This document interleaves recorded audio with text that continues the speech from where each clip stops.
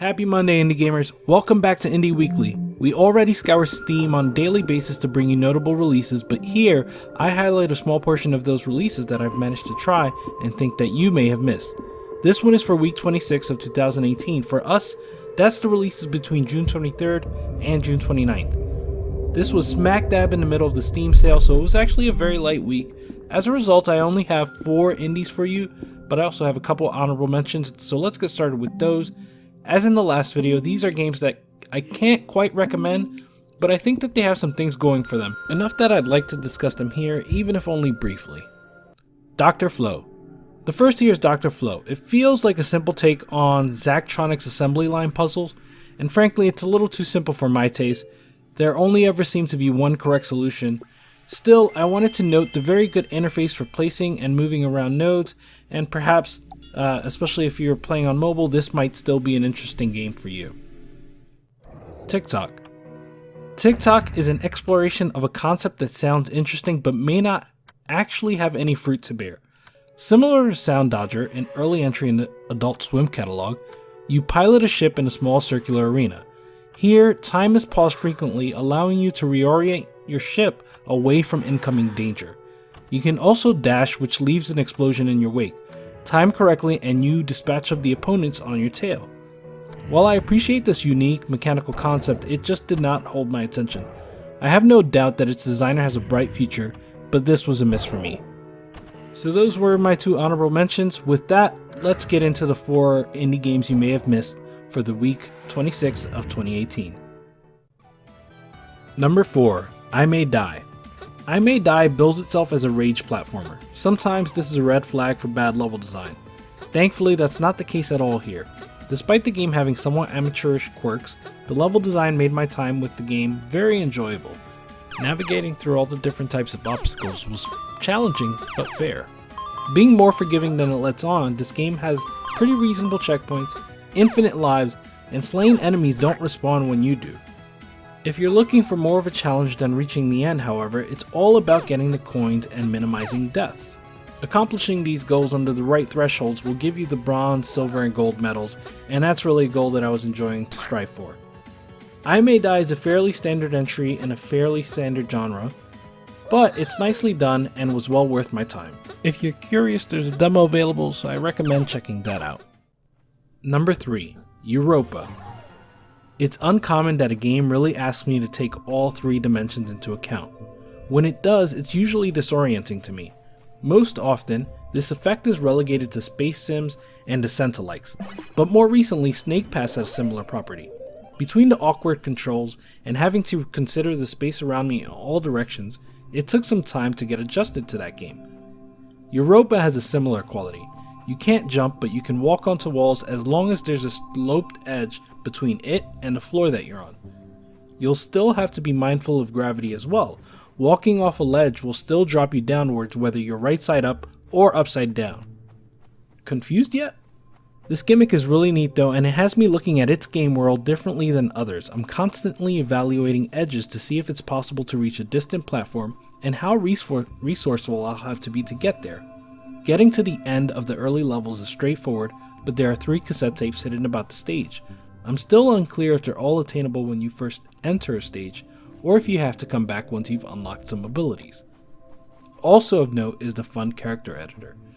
Your avatar is white and blobby, humanoid sort of being, akin to Gang Beasts or Human Fall Flat. But within the first 5 minutes you get access to a spray paint based editor. You can color your avatar and place stamps including facial features like eyes and mouth. The result feels artificial, but still cute as hell. Despite the ramshackled environments, this light-hearted abstractness is persistent. There's also a robust level and city editor, but there's no workshop integration as of yet. Youropa provides a fun and mind-bending challenge with puzzles that continue to develop as you unlock abilities and knowledge. I look forward to getting through more of the campaign, finding more collectibles, and enjoying any updates that the active developers have in mind. Number 2. Xenocite Clad. Xenocite Clad is an exploratory action platformer with a focus on swift movement. It released into early access, and while I'm going to give it a full-throated recommendation, the early access label is appropriate here. By the blurb on the Steam page, this game currently has, quote, 14 of 37 areas, 12 of 26 upgrades, and 9 of 27 bosses. Additionally, navigating the menus with a pad is clumsy, and the writing that is there seems to be mostly placeholder. Thankfully, the content that does exist is really fun and has been designed with a vision that separates Xenocite Clad from other entries in the genre. First is the aiming system. There are a number of weapons, and one of the ways in which they vary is in how you aim. The default weapon has a proximity-based targeting system. Your fire will focus on the closest enemy or targetable object. This can be frustrating to a certain extent, but appears to encourage you to get up close and personal in order to take out your foe. This gels well with the second unique mechanism in Xenocite Clad, the brisk, sometimes unwieldy movement. Your character Xalia may have a floaty jump, but slopes affect her leap greatly, and she has a very helpful dash. On upward slopes, you can jump greater heights, similar to the platforming physics in the End series.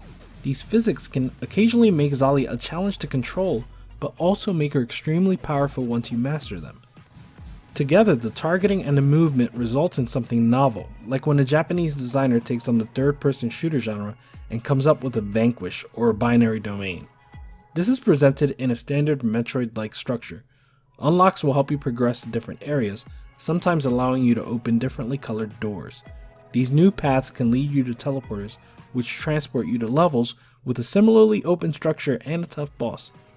The levels all have a distinct style to them, but with a well-executed cybernetic sci-fi aesthetic throughout. The accompanying score is also very good and surprisingly bouncy in a way that makes the world feel less lonely than Planet Zebes in Metroid. I can't truly report on the full product in its current state, but it feels like I've barely scraped the surface in this early access gem. Furthermore, the developers are extremely active on Discord and open to feedback while maintaining a keen artistic vision. Consider at least downloading the demo if you're looking for something a little different from the average action platformer. Number 1. Starman. Being an isometric puzzle game, Starman may bring Monument Valley to mind, but this game stands on its own as a thoughtful and unique puzzler. The environments are rich with detail and evoke an elegant industrial setting. The visual stylings are distinct as well. Starman is rendered in black and white with a grainy filter. This helps place the focus on the lighting, which not so coincidentally is also the focus of the puzzle. I started each level eager to touch the interactive elements of the room. While the goal wasn't immediately clear, each touch revealed a little bit more. In pulling levers and turning handles, you see how the room operates, and quickly your goal, but not the solution, becomes clear. Light the transparent block and take it over to the designated spot on the floor. Well, that seems easy. If I lower this ramp, then I can just walk the block over. But why does lowering the ramp also turn on the wall of lasers? Turns out the wall of lasers will yank the light away from my block as it passes through. Now what? This feedback loop of trying something new and encountering gotchas is clever and engaging. Perhaps this is why it was a bit frustrating that your Starman moved at such a lumbering pace with no ability to queue up commands, like pick up the block, then take it to that tile, then drop it. I think this deliberate stride was a good fit stylistically, but there were occasions where I knew the solution and just wanted to fast forward through the actual steps. While there's little in the way of exposition, the narrative is contemplative and seems to have been given much care. You're dreamily exploring a planet that is no longer bustling with life, yet pristine structures remain in place. Between levels, you throw a ball of light into a campfire and a blue bird rises from the sparks. Death and life seem to be a central theme, mirroring darkness and light. I'm not sure what it all means, but it pulled me in all the same. Available on iOS as well as Steam, Starman gets my highest recommendation of the week. Alright, that's it for the week. I hope you enjoyed this episode. Definitely comment below and let us know if one of these piqued your interest. Also, as of this writing, we are at 99 subs, so tell your friends about us. Let's see if we can reach that 100 mark with your help. Until next time, peace.